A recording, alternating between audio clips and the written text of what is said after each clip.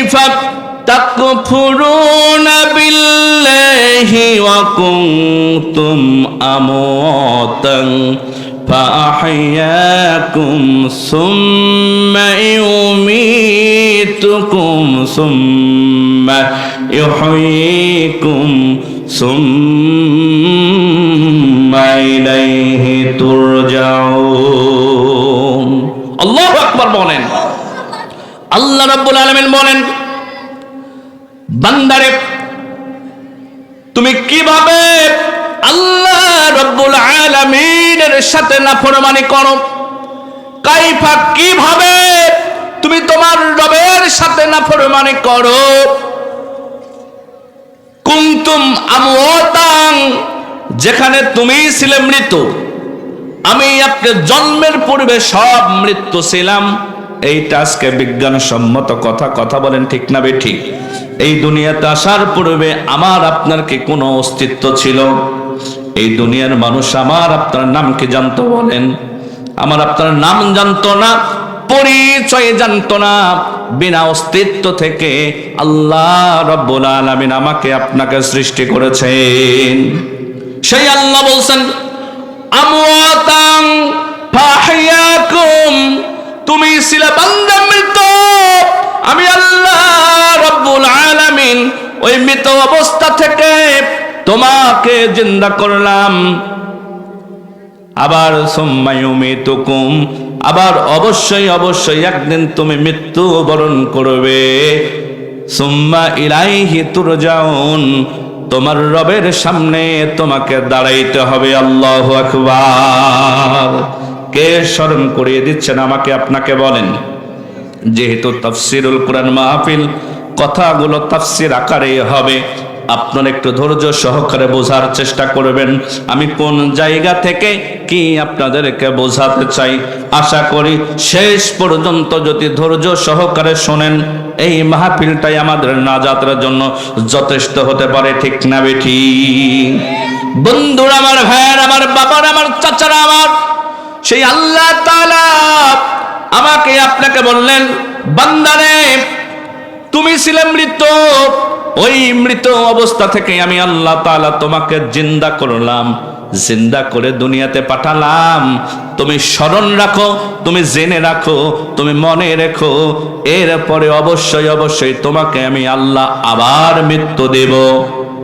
মৃত্যু দেওয়ার পর আমি আল্লাহর সামনে তোমাকে দাঁড়াইতে হবে আমি আপনি কি ছিলাম একটু লক্ষ্য করেন কোত্থেকে আসলাম মানুষের উৎপত্তি কোত্থেকে মানুষ জন্মের পূর্বে ছিল পুরুষের শুক্রকীট আর মায়ের ডিম্বাণু পুরুষের স্পার্ম আর মায়ের ওভাম পুরুষের পৃষ্ঠদেশ আর মায়ের বক্ষপিঞ্জর হতে সবেগে নির্গত এক ফোঁটা নাপাক পানির দ্বারাতে আল্লাহ রাব্বুল আলামিন মানুষ সৃষ্টি করেছেন ঠিক না বেঠিক আল্লাহ তাআলা বলেন هل أتى على الإنسان حين من الدهر لم يكن شيئا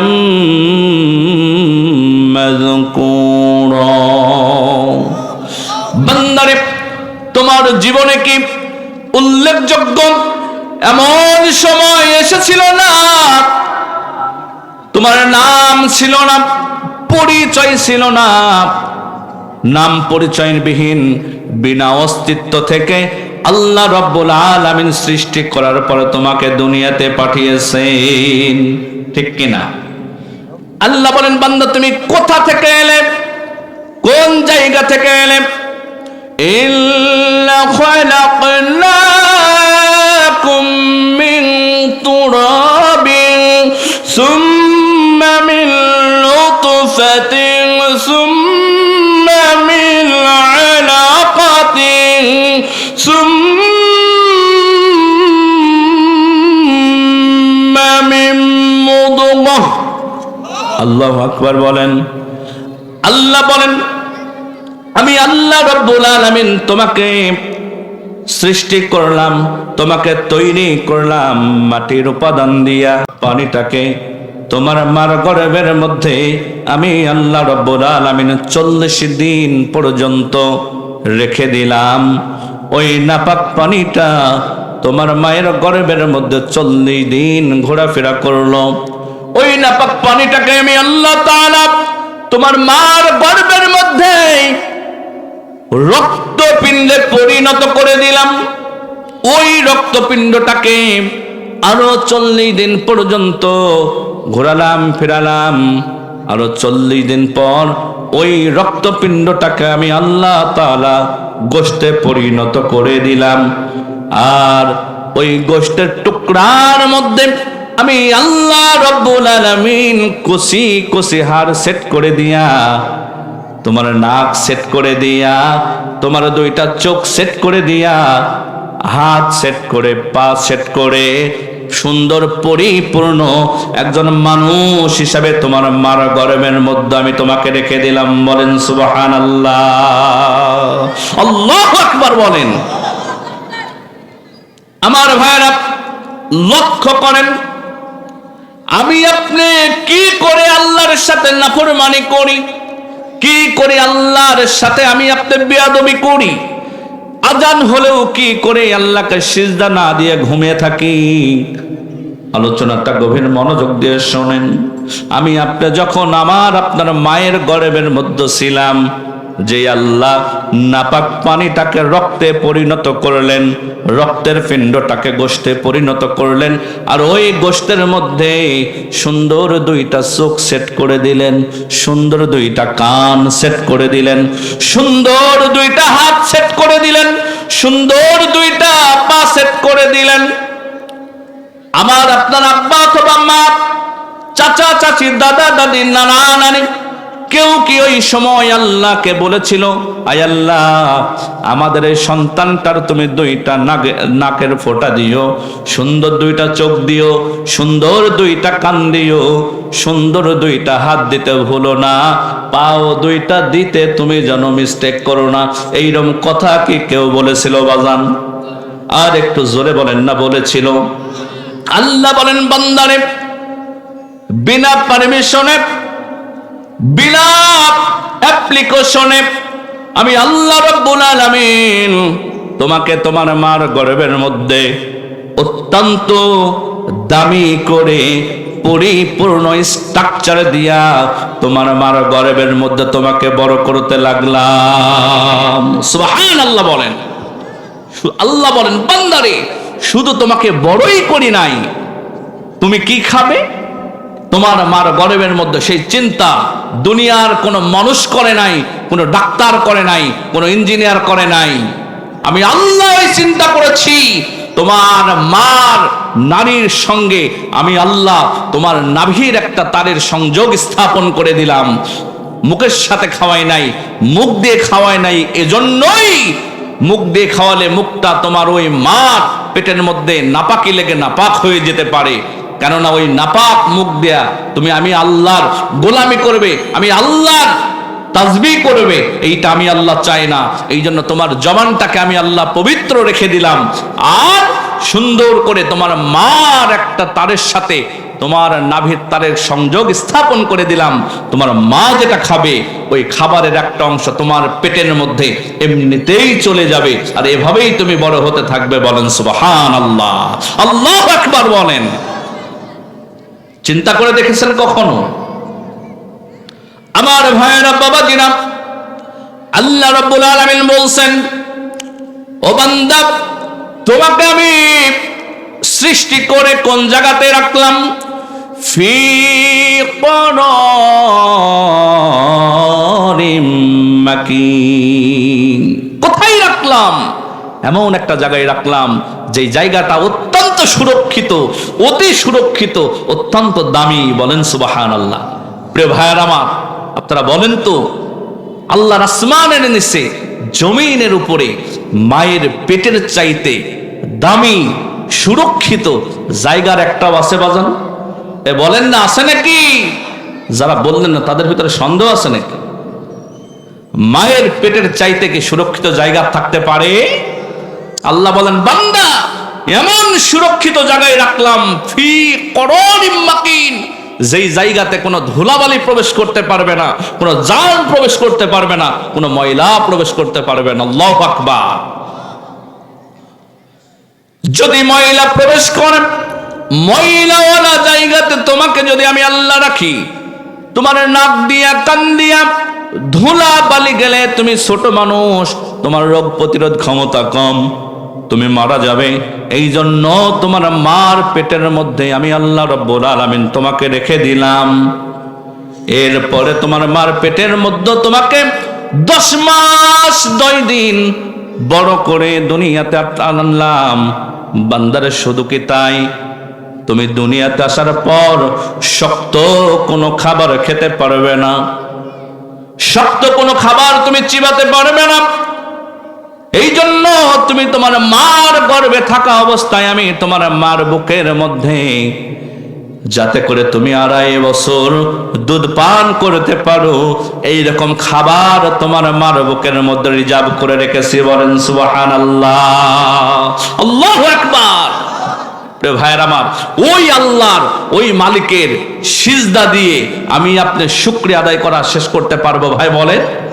আল্লাহ বলছেন, বান্দা তুমি কি করে আমি আল্লাহর সাথে নাফরমানি করো? কাইফা তাকফুরুনা বিল্লাহি ওয়া কুনতুম আমওয়াতান, তুমি কি করে আমি আল্লাহর সাথে নাফরমানি করো? বুঝতে পেরেছেন ভাই সবাই? আমার ভাইয়েরা, বন্ধুরা, আল্লাহ রাব্বুল আলামিন বলেন, বান্দারে শুধু কি তাই, আমি আল্লাহ রাব্বুল আলামিন কি সুন্দর করে তোমাকে তৈরি করলাম, তোমাকে সৃষ্টি করলাম। হাল ইয়ানজুরিল ইনসানু মিম্মা খুলিক। আল্লাহ বলছেন, বান্দা তোমাকে কত দামি করে আমি আল্লাহ তৈরি করলাম, তুমি শুধু একটু নিজের দিকে তাকাও। হাল ইয়ানজুরিল ইনসানু মিম্মা খুলিক, তোমাকে কেমন ভাবে কি সুন্দর করে তৈরি করেছি, একটু নিজের দিকে তাকাও। একটু তাকান না নিজের দিকে? প্রিয় ভাইয়ের আমার, আল্লাহর এই যে হাজার হাজার মাখলুক আছে সৃষ্টির মধ্যে, আপনারা বলেন তো মানুষের চাইতে উত্তম সৃষ্টি আর আছে? সবাই বলেন না, আছে? এত সুন্দর করে আল্লাহ মানুষকে সৃষ্টি করলেন। লক্ষ্য করেন, সর্বপ্রথমেই কি সুন্দর করে সাজিয়েছেন। আমার দিকে তাকান, প্রথমেই তিনি দিয়েছেন মাথা। কি দিয়েছেন? সবাই বলেন। প্রথমেই তিনি মাথা সেট করে দিয়েছেন, এই মাথার একটু নিচেই 2টা চোখ সেট করে দিয়েছেন, তার একটু নিচে নাক সেট করে দিয়েছেন, তার একটু নিচে তিনি মুখ সেট করে দিয়েছেন। আমার ভাইরা, এবার লক্ষ্য করেন, মুখের জায়গাতে মুখ আছে, নাকের জায়গাতে নাক আছে, কানের জায়গাতে কান আছে। চোখটা যদি আল্লাহ সামনে না দিয়া যদি পিছনে দিতেন, এবার বলেন তো, চিন্তা করে বলবেন, বিষয়টা ভালো হতো না খারাপ হতো? কেমন খারাপ? আপনার সামনে খাবার নিয়েছেন, মুখে খাবার দেবেন, এই খাবারটা আপনার উপযোগী কি না, এই খাবারটা আগে পিছনে এইভাবে চোখে দেখা লাগতো। কথা বলেন না, কথা বলেন না, ঠিক কি না? চোখে দেখে এরপরে সামনে এনে মুখে দেওয়া লাগতো। এখন মুখে দেওয়ার সময় মুখেও যেতে পারতো, নিচেও যেতে পারতো, সামনে উপরে উঠতে পারতো। চোখে তো আপনি দেখছেন। প্রিয় ভাইয়ের আমার, চোখ চোখের জায়গাতে আছে, এই মুখটা যদি পিছনে থাকতো, বলেন তো কেমন হতো বিষয়টা? চোখে আপনি দেখলেন, কিন্তু খাওয়া লাগতো কোথায় গিয়ে? আহা, এইরকম শুধু একটা নয়, আল্লাহর সৃষ্টির প্রত্যেকটা বিষয় নিয়ে যখন আপনি ভাবতে যাবেন, আশ্চর্য হয়ে যাবেন, সিজদা না দিয়ে কি করে মানুষ থাকে আল্লাহর জমিনে, ঠিক কিনা? এই জন্য প্রিয় ভাইয়ের আমার, আমাদেরকে নাফরমান হলে চলবে? সবাই বলেন, নাফরমান হলে চলবে? শুধু তাই নয়, এই যে সুন্দর একটা মাথা দিয়েছেন আল্লাহ, এই মাথাতে শুধু কি মাথায় আছে না মাথার মধ্যে আরো কিছু আছে? মাথা যার নষ্ট তাকে কি বলে? পাগল বলে। দুনিয়াতে আজ পর্যন্ত এমন কোন মেডিসিন তৈরি হয় নাই যে পাগল ভালো করে। কথা বলেন না, ঠিক না বেঠিক? যারা জন্মগত পাগল, এইরকম পাগল ভালো করার কোনো মেডিসিন আছে নাকি? পাগলের তো হাতও আছে, পাও আছে, চোখ মুখ সব ঠিক আছে, নাই কি বলেন? আল্লাহ কোন একটা সফটওয়্যার তার ভিতর থেকে বের করে নিয়েছেন, কোন একটা সফটওয়্যার কম দিয়েছেন, ওই সফটওয়্যারের কারণে সে পাগল। ঠিক কিনা প্রিয় ভাইয়ের আমার? আল্লাহ বলছেন দেখেন মাথার মধ্যে কি আছে। আল্লাহ বলেন এই মাথার মধ্যে 1000 মিলিয়ন নার্ভ সেলস রয়েছে। কত মিলিয়ন? সবাই বলেন 1000 মিলিয়ন নার্ভ সেলস রয়েছে।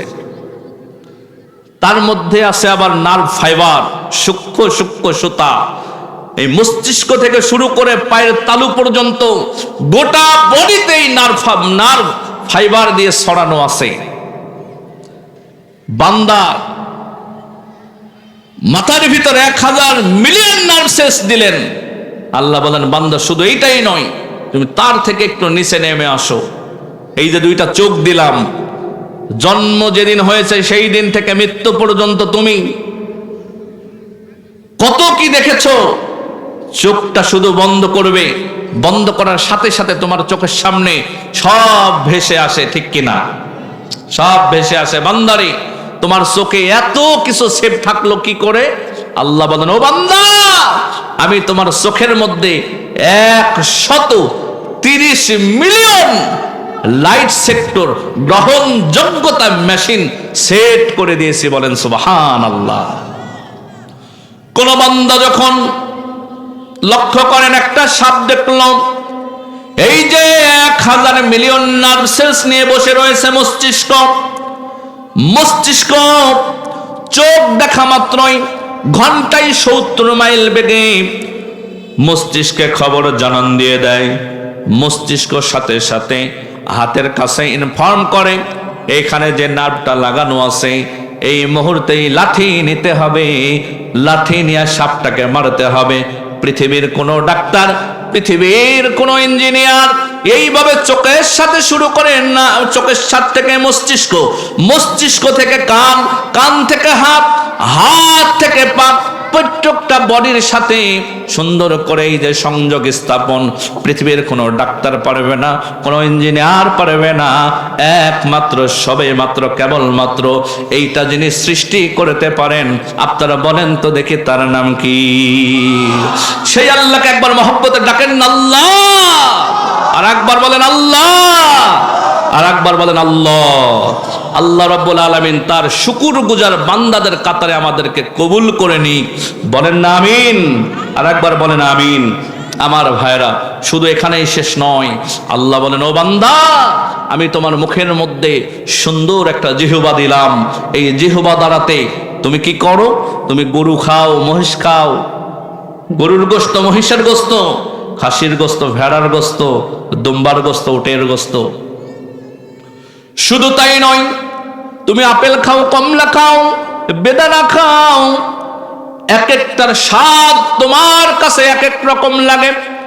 ওই ছোট্ট জিহ্বা দিয়া তুমি যা যা খাও তোমার কাছে স্বাদ আলাদা আলাদা লাগে। বান্দারে তুমি কি কখনো ভেবে দেখেছো একই জিহ্বা দিয়া তুমি আলাদা আলাদা জিনিস খাও, স্বাদ তোমার আলাদা আলাদা লাগে? এইটা কি করে সম্ভব? ওই আল্লাহ রাব্বুল আলামিন বলেন বান্দারে আমি তোমার এই ছোট্ট জিহ্বার মাঝে 3000-এরও বেশি আস্বাদন স্তর রেখেছি, স্বাদের প্লেট রেখে দিয়েছি। বলেন সুবহানাল্লাহ, আল্লাহু আকবার। এই যে কোরআনটা দেখতে পাচ্ছেন না আপনারা, কোরআন মাজিদ, এই কোরআন মাজিদটা সুন্দর করে সাজানো। এখানে আপনার 608টি পৃষ্ঠা রয়েছে, তার মানে 300টার বেশি পেজ রয়েছে। এই পেজটা সুন্দর করে থরে থরে সাজানো আছে, আছে না নাই? সবাই বলেন। আল্লাহ বলেন বান্দারে তোমার ওই জিহ্বা ছোট, কিন্তু এই জিহ্বার মধ্যে আমি আল্লাহ সারিতে সারিতে স্বাদের প্লেট স্থাপন করে দিয়েছি।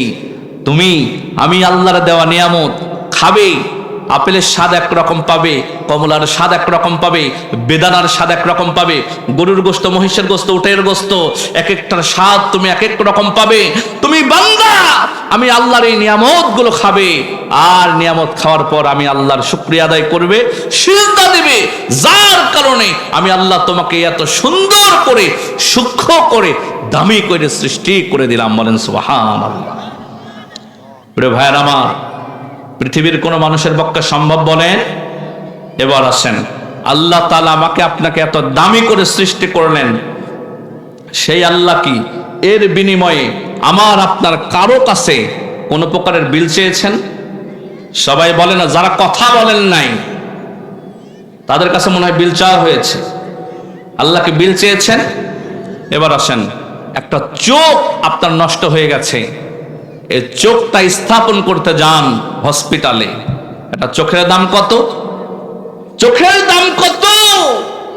যার দুইটা চোখ নাই আপনি তাকে জিজ্ঞাসা করেন চোখের দাম কত।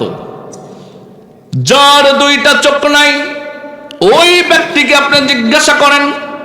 ওখানে জোয়ার একটা গেছে, ওখানে লোক আটকা রাখিছে প্রায় 100। যার দুইটা চোখ নাই ওই ব্যক্তিকে আপনি জিজ্ঞাসা করেন চোখের দাম কত। ওই ব্যক্তি বলবে চোখের দাম হলো আসমান জমিনের নিচে যত সম্পদ আছে সমস্ত সম্পদের চাইতো আমার কাছে দুইটা চোখের দাম বেশি। কথা বলেন ঠিক না বেঠিক? আল্লাহু আকবার। আমার ভাইরা, আমি মাহফিলের পূর্ব সাইডে ইমিডিয়েট জানতে পারলাম এখানে মনে হয় কোনো জোয়ার আসর ইত্যাদি এইরকম আছে যেখানে অনেক মানুষ ভিড় করে আছে। আপনারা অতি শীঘ্রই আসরটাকে বন্ধ করে দিন, অন্যথায় মাহফিল কর্তৃপক্ষ অন্য কোনো অ্যাকশনে যাবে। আপনারা অতি দ্রুত এই আসরকে বন্ধ করে দিন। আল্লাহ তাআলা আমাদেরকে কোরআনের জন্য কবুল করেন, বলেন আমিন। আমার সেই ভাইদেরকে কোরআনের জন্য তাদেরকেও কবুল করেন, বলেন আমিন। প্রিয় ভাইয়ের আমার, লক্ষ্য খারাপ লাগতেছে আপনাদের? কষ্ট পাচ্ছেন আপনারা? আমি তো যেহেতু তাফসিরুল কোরআন মাহফিল, কোনো ঘটনা বলছি না, সরাসরি কোরআন থেকে কথা বলছি। আল্লাহর কোরআনের মজা আছে না নাই? সবাই বলেন কোরআনের মজা আছে না নাই? ভাইয়ার আমার, কথা বলছিলাম, কি বলছিলাম? আল্লাহ রাব্বুল আলামিন আমাদেরকে এত দামি করে তৈরি করলেন, বিনিময়ে কোনো বিল চান নাই। মাথার উপর সূর্য স্থাপন করে রেখেছেন।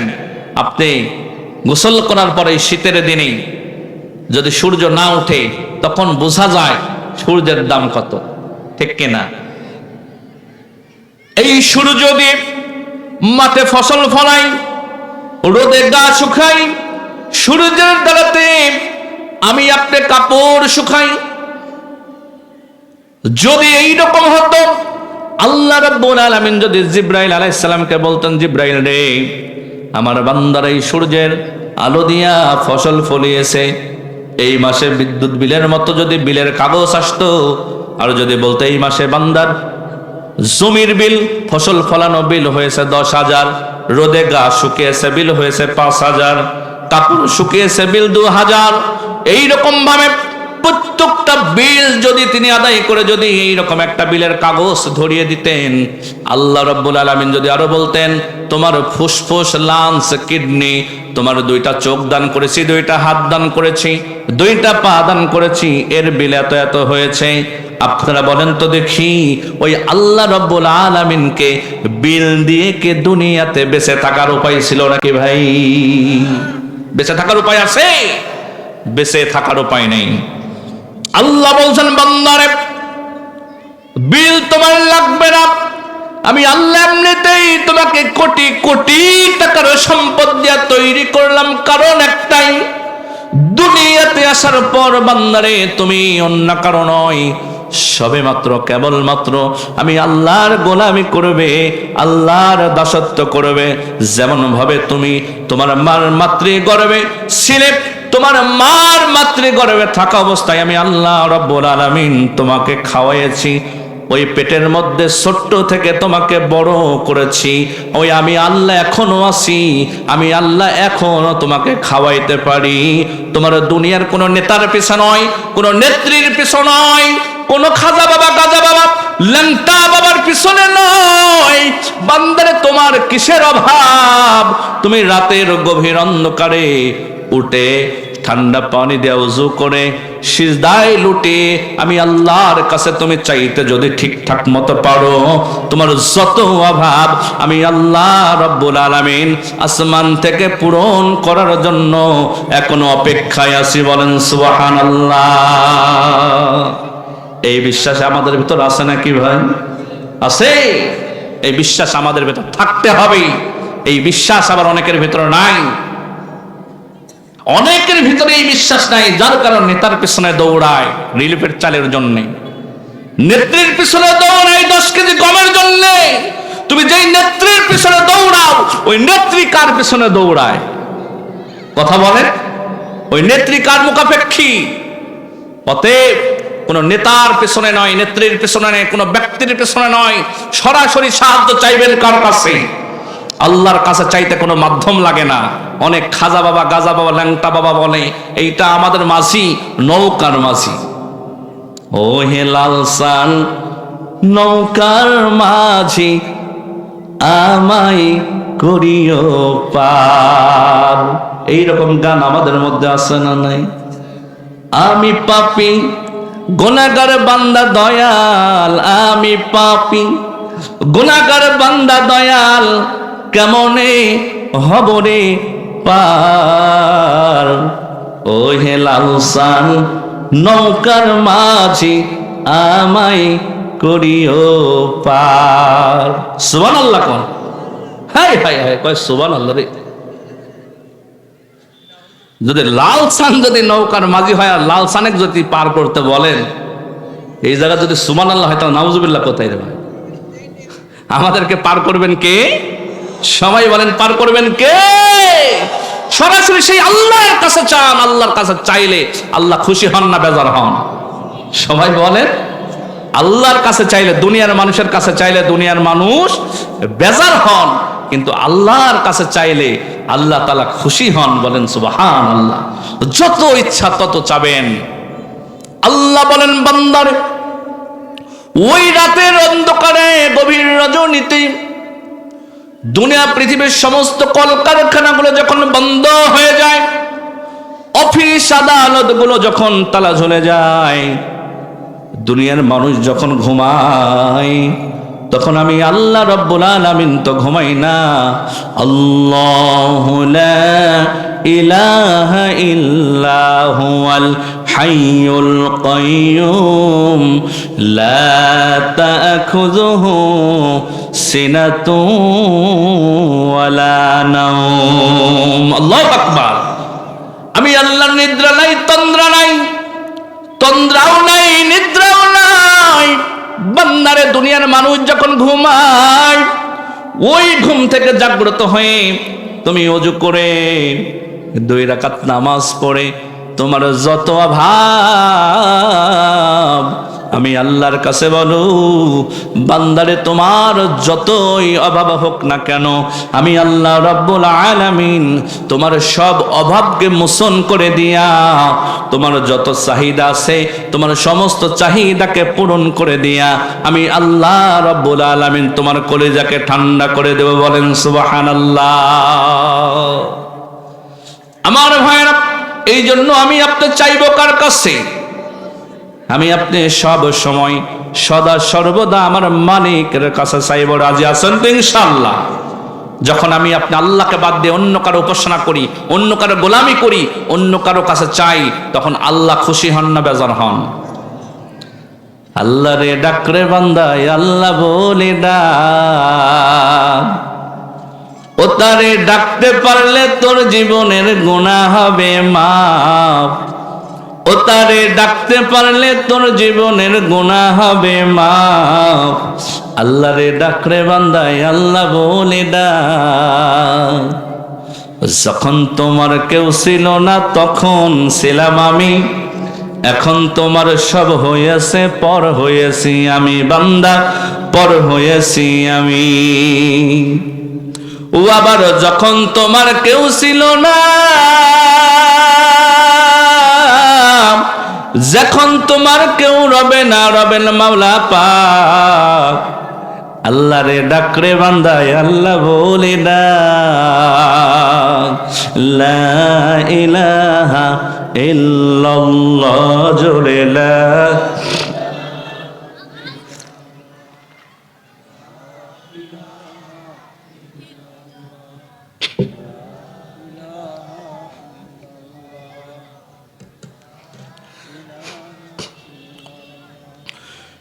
লা ইলাহা ইল্লাল্লাহ মুহাম্মাদুর রাসূলুল্লাহ সাল্লাল্লাহু আলাইহি ওয়াসাল্লাম। প্রিয় ভাইরা আমার, আল্লাহকে যদি আমি আপনি ডাকি, লাভ আমার না আল্লাহর? সবাই বলেন, আমি আপনি যদি আল্লাহকে ডাকি তাহলে লাভ আমার, যদি আল্লাহকে না ডাকি আল্লাহকে লস হবে, কিছু তারা খসে পড়বে, এই দুনিয়া ধ্বংস হয়ে যাবে, তাহলে লাভ কার? আমার। আল্লাহ বলেন, বান্দারে তুমি যদি আমি আল্লাহকে ডাকো, আমি আল্লাহর গোলামি করো, তাহলে কিয়ামতের এই কঠিন ময়দানে, বিচারের দিনে, তোমার হিসাবের পরে আমি আল্লাহ তোমাকে জান্নাত দান করে দেব। সুবহানাল্লাহ। যদি তুমি বিচারের দিনে ধরা খেয়ে যাও, আমি আল্লাহ তোমাকে কুদরতি ফেরেশতারা দ্বারাতে জাহান্নামের মধ্যে ছুঁড়ে মারব, জাহিম নামক জাহান্নামে নিক্ষেপ করে দিব। কোন সাহায্যকারী থাকবে? হিসাবের দিন সামনে আসে না নাই? সবাই বলেন না, হিসাবের দিন সামনে আসে না নাই?